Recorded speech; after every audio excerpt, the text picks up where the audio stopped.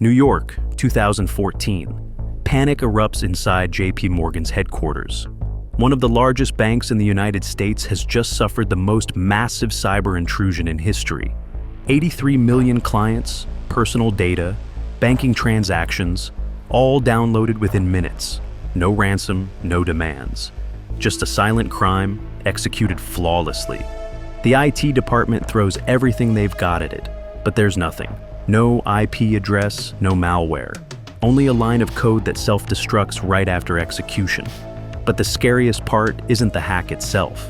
It's the fact that no one knows why it happened. And while federal agencies investigate the breach, something strange is already happening on the stock market. Shares of obscure companies begin to skyrocket and then crash. But for now, no one pays attention. This is the story of one of the most inconspicuous men of the decade who completely hacked the US financial system and got away with it. 2008. Israel. The world is undergoing a digital transformation.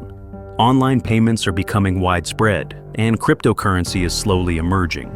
Against this backdrop, Gary Shalon, a graduate of the Hebrew University and son of a respected banker, begins to build his own business, but not in the field of innovation and not in legal enterprise.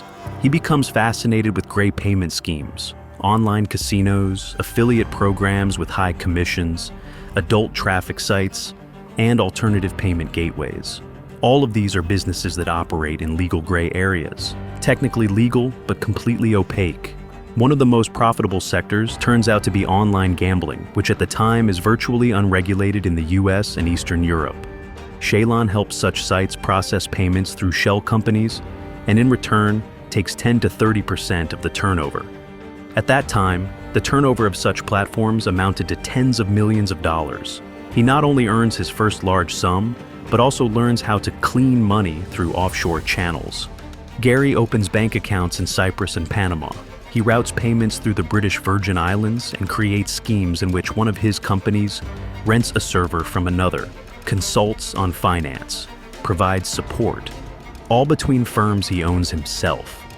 Also, in those years when most people had no idea of cryptocurrency's potential or even the word mixers, Shalon was already conducting transactions through multi-level schemes that made money invisible. After a few years of this activity, Shalon accumulates several $1 million in personal capital. But more importantly, he gains unique experience: how cross-border payments work, how to avoid banking oversight, how to build a system where no single transaction looks suspicious, but the whole structure is fraudulent. At that point, he begins the next phase, building his own infrastructure. Together with his partner, Ziv Orenstein, he registers dozens of companies in Panama, Cyprus, and Belize. These are crypto exchanges, pseudo-investment funds, fake financial services. On the surface, legitimate businesses. In reality, entry points for dirty money. At the same time, Shalon launches internal services, crypto wallets that don't require verification, processing companies for online casinos, systems that allow money laundering via microtransactions and gaming apps. By 2012, he has everything he needs: a multi-tiered network of companies, cryptocurrency anonymity, tens of millions of dollars flowing through accounts each month, and no regulation in sight. So, after several years of experimentation and smaller-scale schemes, Gary Shalon begins shifting toward a more ambitious model, one where significantly larger profits are possible.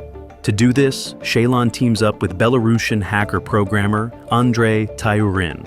Tyurin has experience breaking into banking systems and understands how cybersecurity works from the inside. In 2014, they breached the servers of several major US companies, including E-Trade, Scottrade, Fidelity Investments, and Dow Jones. Among them is JP Morgan Chase, one of the largest banks in the US. They don't steal money or account access. Instead, they take the database, names, emails, phone numbers, and banking history of over 80 million clients. Using this information, Shalon launches a simple but effective scheme. People begin receiving emails advising them to invest in little-known stocks. Everything looks legitimate, The website resembles a real financial firm. The text mimics market analysis. The signatures use fake names with photos and bios. But the truth is, these companies are owned by Shaylon himself. When investors buy the stocks, the prices rise. When demand peaks, Shaylon sells everything he owns and cashes out. The stocks collapse and people lose money.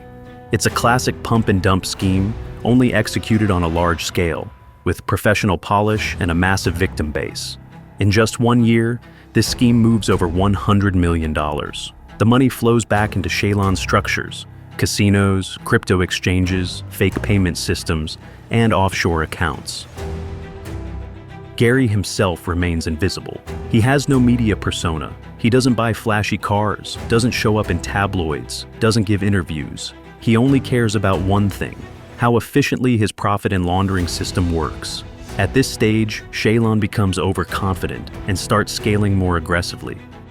What used to fly under the radar now begins to accumulate attention. Investors who lost money start asking questions. A few brokers notice that hundreds of clients are simultaneously buying unknown stocks. It seems like something is coordinating them.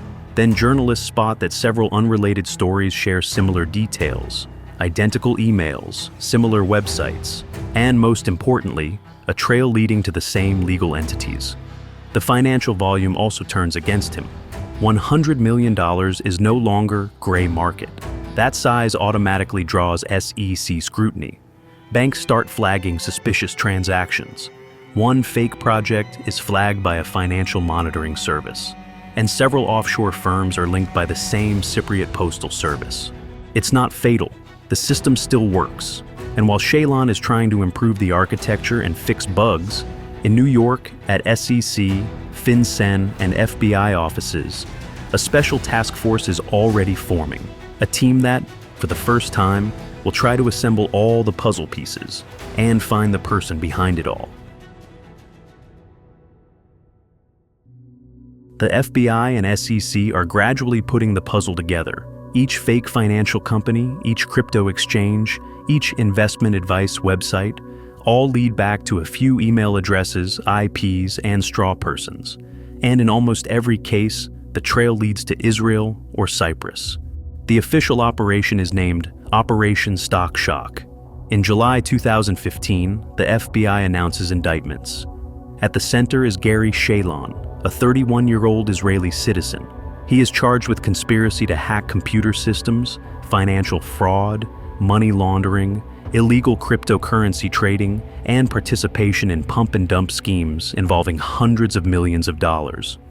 Shaylon, as we allege, monitored and reviewed that company's emails so that he could stay one step ahead of their efforts to detect the very type of suspicious conduct that Shaylon's payment processing businesses were engaged in. A few days later, Shaylon is arrested in Israel. In his apartment, dozens of hard drives, fake documents, and stamps for offshore companies. Nothing excessive, no luxury, just work tools. After lengthy negotiations, in 2016, Shaylon is extradited to the US. Meanwhile, his key partners are arrested: hacker Andrei Turian and Ziv Orenstein, an Israeli citizen who managed the casinos and payment platforms. In 2017, Gary strikes a plea deal. He pleads guilty to 23 counts, including fraud, cybercrimes, securities manipulation, identity theft, and money laundering. He also agrees to cooperate with investigators and pay over $400 million in restitution, on the condition that some of his assets remain under family control and the US won't demand a full prison sentence. As part of the agreement, he provides detailed testimony about the criminal network's structure, its participants, technical methods of breaches, and laundering channels. After several years of legal proceedings, he returns to Israel. And from that point on, Gary Shaylon vanishes from the public eye. Almost nothing is known about his life afterward. Some of his assets were handed over to the government, but substantial funds likely remain untouched. Some of the firms he once controlled were liquidated, but occasionally in financial and cybersecurity circles, rumors surface that fragments of the infrastructure he built in the 2010s still operate, now under different names. There's no direct evidence, but one fact remains undeniable. One of the most notorious cyber criminals of the decade, who defrauded America, got away with it. And the question still lingers: did his story really end? Thanks so much for watching. If you'd like to support the channel, consider joining through YouTube membership. And as always, like and subscribe for more. Thank you.